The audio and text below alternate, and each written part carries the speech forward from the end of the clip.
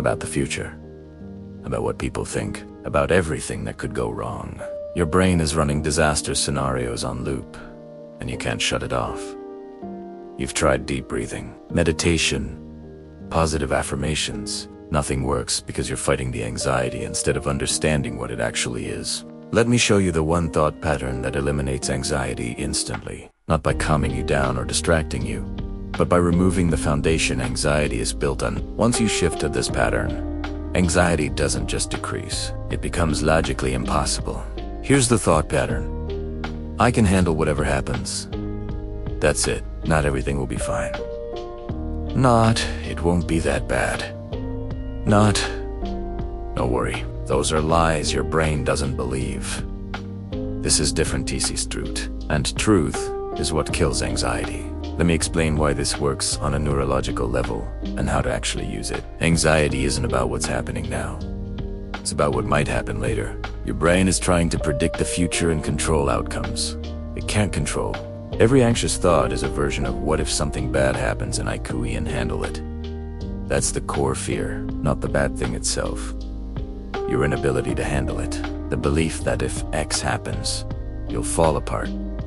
You'll be destroyed. You won't survive it. So your brain goes into overdrive trying to prevent X from happening, even though you have no actual control over whether it does. Research from Stanford shows that anxiety is fundamentally about perceived inability to cope with potential threats. It's not the threat that creates anxiety. It's the belief that you lack the resources to deal with it. So when you shift to I can handle whatever happens, you're not denying that bad things might happen. You're changing the equation. Bad things might happen, and you'll deal with them. Not perfectly, not without pain, but you'll handle it. This removes the foundation of anxiety, because if you can handle whatever happens, what's there to be anxious about? The outcome stops mattering as much because your ability to cope isn't dependent on a specific outcome. Here's how to make this thought pattern actually work, instead of just being empty words. First, prove it to yourself with evidence.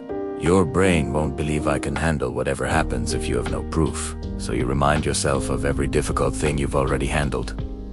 Breakups, rejections, failures, losses. Things you were sure would destroy you but didn't. You're still here. You handled it. Maybe not gracefully. Maybe it hurt like hell. But you survived. You adapted. You figured it out. That's evidence. That's proof that you have the capacity to handle hard things. Studies on resilience show that reflecting on past coping success significantly reduces anxiety about future challenges. Your brain learns that you have a track record of surviving, which makes future survival feel more likely. Second, separate outcomes from catastrophe. Your anxiety brain tells you that if the bad thing happens, it's the end. You'll lose everything. Your life will be ruined. But that's almost never true. Most of what you're anxious about is uncomfortable, not catastrophic. You bomb the presentation. That's embarrassing. Not life-ending. You get rejected. That hurts. Not fatal. You fail the test. That's disappointing, not permanent. When you strip away the catastrophic thinking and see outcomes for what they actually are, temporary discomfort you can survive. Anxiety loses its power. Research on cognitive reframing shows that accurately assessing the actual consequences of feared outcomes, rather than imagined catastrophic ones, significantly reduces anxiety. Third, shift from control to adaptation. Anxiety comes from trying to control outcomes you can't control. You can't control whether you get the job, whether they like you, whether the plane crashes. Your brain exhausts itself trying to control the uncontrollable. But you can control how you respond. You can adapt. You can problem solve. You can ask for help. You can try again.